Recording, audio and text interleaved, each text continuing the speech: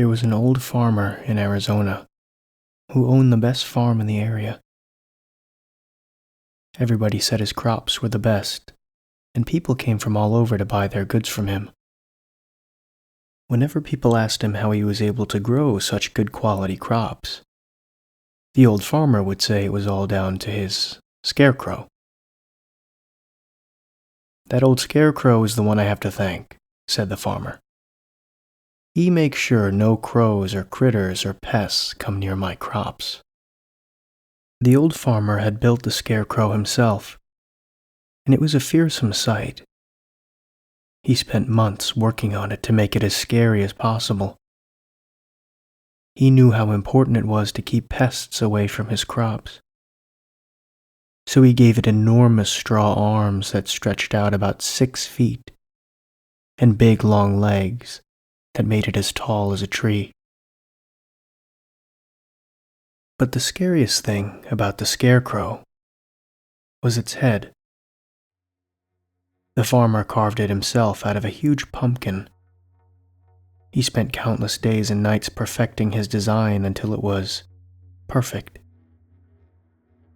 The scarecrow's face and head was so grotesque and ugly that even he was sometimes scared to look at it. But it was very effective, scaring away every rodent and bird that ventured near. The neighboring farm was owned by 2 young men who were brothers named Josh and Harold.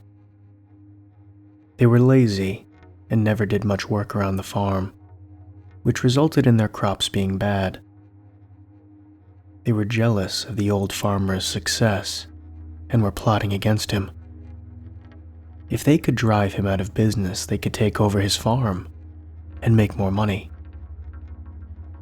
So one night, the brothers decided to sneak onto the old farmer's land. They stole his prize scarecrow and brought it back to their own house, where they stuffed it into an old closet so nobody would ever find it. The next day, the farmer woke up to find his hideous scarecrow missing and all his crops being eaten by rats and crows. He fell to his knees and cried, knowing that his farm would soon be out of business. Meanwhile, the brothers Josh and Harold were watching from their own property and couldn't help laughing out loud when they saw the old man's tears of grief. Hearing their laughter, the old farmer came over and asked them if they knew what happened to his scarecrow. The brothers looked him right in the eye and said they had no idea where his precious scarecrow might be. "But you know I'll go out of business and have to sell my farm if I can't find my scarecrow," said the farmer. Josh just laughed in his face, saying, "That's just your tough luck, isn't it?" "Sucks to be you," giggled Harold. The old farmer walked slowly back to his house, his head hanging down in defeat and desperation. That night, Josh and Harold had trouble sleeping.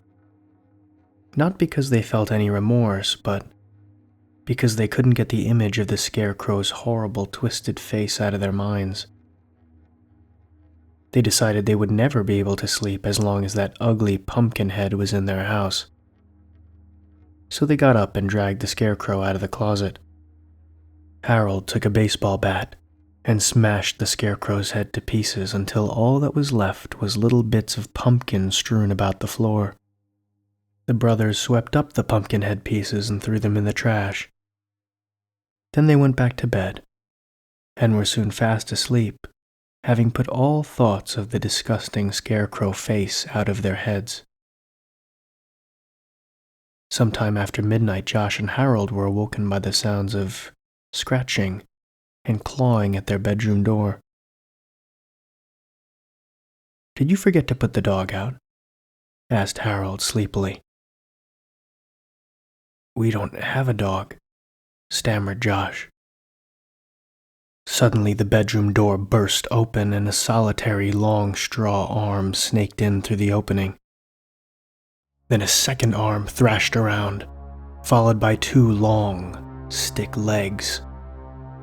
The 2 brothers were frozen in fear and could only look with horror as the headless scarecrow's body rose up on its long, stick legs, and its long arms reached out for them in the darkness.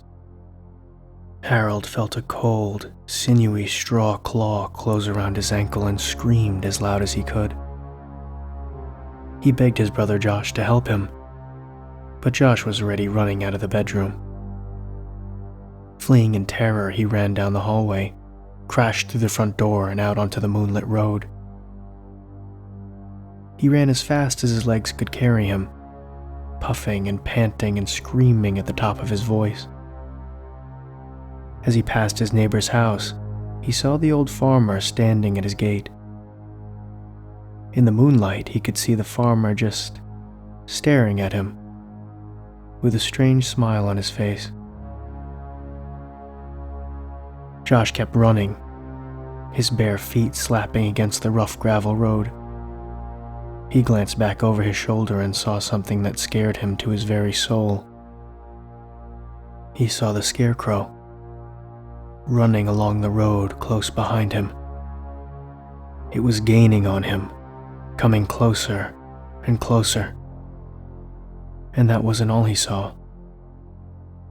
He noticed that the scarecrow had a brand new head, and it looked a lot like Harold.